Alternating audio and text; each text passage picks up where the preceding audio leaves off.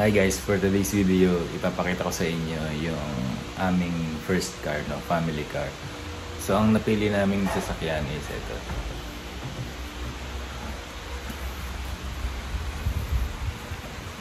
Ayan.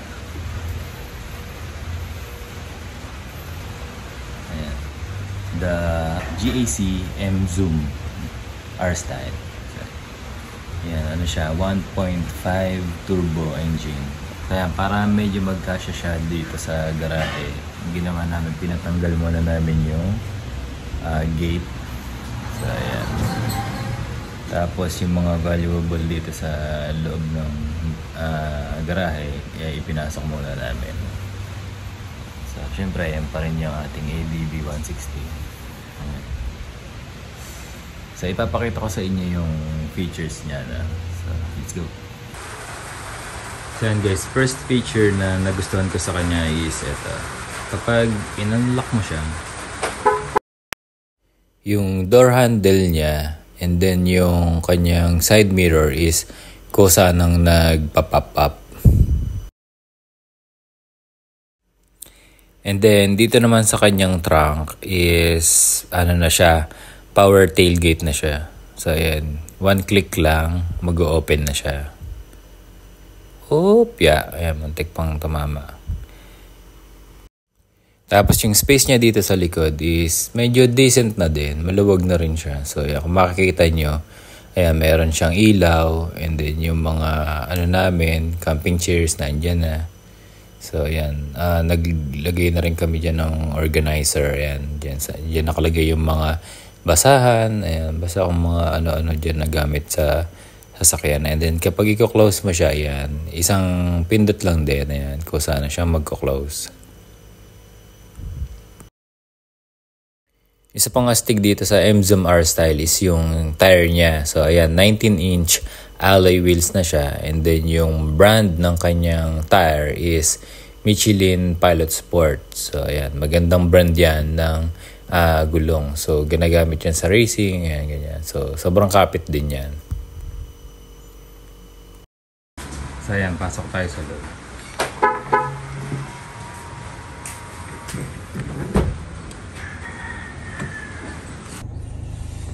Ayan guys, dito naman sa loob, ayan, siguro mag-start muna tayo sa safety features niya, no? So isang nagustuhan ko rin sa kanya is 6 airbags na siya. So ayan, may isa dito, dito, meron din dito, ayan. And then dun sa likod may side curtains din siya, magkabila. So 6 yung airbags niya. And then meron din tayong ADAS. So yung advanced driver's assist. So ayan, so nandito siya. Ayan. So ayan, makikita nyo, ayan, may pwede mong iset yung speed, so mag-a-alarm siya pagka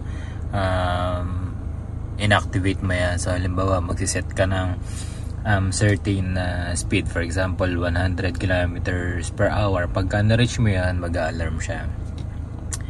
So ayan, may driving memory din siya. So ayan, so kung ano yung lagi mong ginagamit, so maalala niya. So kada i-on mo na yung makina, yun yung magiging default niya na driving mode. So ito yung ano niya, ayan, meron siyang forward collision warning. I-warn ka niya halimbawang magkakaroon ng collision, ganun. So ayan, may active braking assist when driving. If a collision risk is detected, the vehicle will be controlled to slow down. So ayan, mag-automatic siyang magbe-brake kapag ka mababangga ka, halimbawa.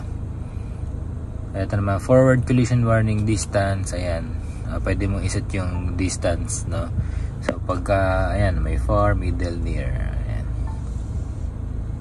So lane departure assistance. So when driving at high speed, if the driver unintentionally deviates from the lane, an alarm tone will be issued. So mag-a-alarm siya kapag medyo lumalagpas ka ng linya, lalo na sa mga highway.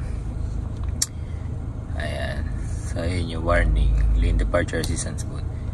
So speed limit sign recognition, ayan, na-detect din niya yung speed limit na nakikita niya doon sa mga expressway or highways. Basta sa kalsada may nakita siyang speed limit na detect niya, na dinidisplay naman niya yan dito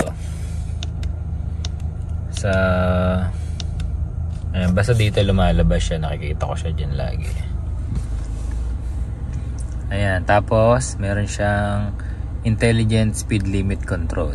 So ayan, during cruising, if a speed limit sign is recognized, it will prompt whether the cruising speed is consistent with the indicated value. And then itong Adigo driving assistance, may forward vehicle distance display. Ayan, naka-off lang. So when cruise assist function is enabled, if the vehicle in front is identified, the distance between the vehicle in front and the vehicle will be displayed. Ayan. So yung distance lang di-display kung gaano yun na yung distance mo dun sa vehicle na nasa unahan. Intelligent collision avoidance when the integrated cruise is on. If a specific side risk, such as a large vehicle in the side lane, is identified, it will shift slightly within the lane. Ayan. So parang kusa kanyang iiwas sa mga ibang sasakyan, lalo yung mga sa gilid mo. So ayan, may ganun siya. So yun yung sa safety niya. Kaya meron din siyang mobile phone wireless charging, and pwede mo i-enable and disable yan. And disable ko na lang kasi hindi ko na masyadong ginagamit yan. Ito naman, tong parang mayroong asterisk na gano'n, ibig sabihin niya wildcard keys on SWC. Ito. So ito kasi para siyang free button na pwede kang mag-set kung ano yung gusto mong function niya na lagi mong ginagamit. For example, dito ang nakaset is yung one click 360 panoramic view. So pagka kinlik ko daw, ayan, biglang siya show yung panoramic view niya, yung 360. Ayan, pag kinlik ko siya, ayan, diba? So pag kinlik ko ulit, ayan, mawala siya. So ayan, pwede mong iset, pwede mo rin siyang ibahin kung ano yung gusto mo nga.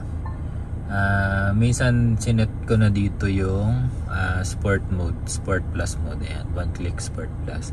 Maganda naman to kapag ka nasa expressway ka naman, kasi yung sport plus is ang para ma-access mo siya is laging dito lang sa screen. Yan, pupuntahan mo po siya dito sa driving mode, tapos saka mo siya is sport plus.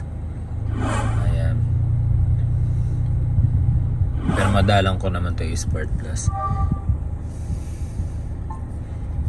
Ito kasi, itong sa driving, kapag ka nasa drive siya tapos dinala mo ulit siya sa parang pag nagdalawang pull sa lever, hanggang sport lang yan hanggang sport lang siya. So walang sport plus, kaya pwede mo iset dito yung sport plus. Okay.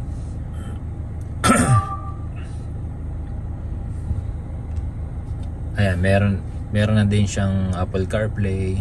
Ayan, i-connect ko dito yung aking cellphone. Sa mga naman Android user, meron siyang Carbit link. So wala siyang Android Auto. So ayan, sa amin okay lang kasi naman kami, iPhone naman gamit namin, kaya okay lang. So ayun siya. Ayan, pwede mong i-control dito yung mga salamin. Ayan, open windows, and close windows. Ayan, so yung ventilation. Ayan, so pa meron din siyang ambient lighting. Ayan, and then yung kanyang interior is maganda, naka leather seat na. Meron kang center console. Ayan, meron ditong space, lagayan ng mga kung ano-ano.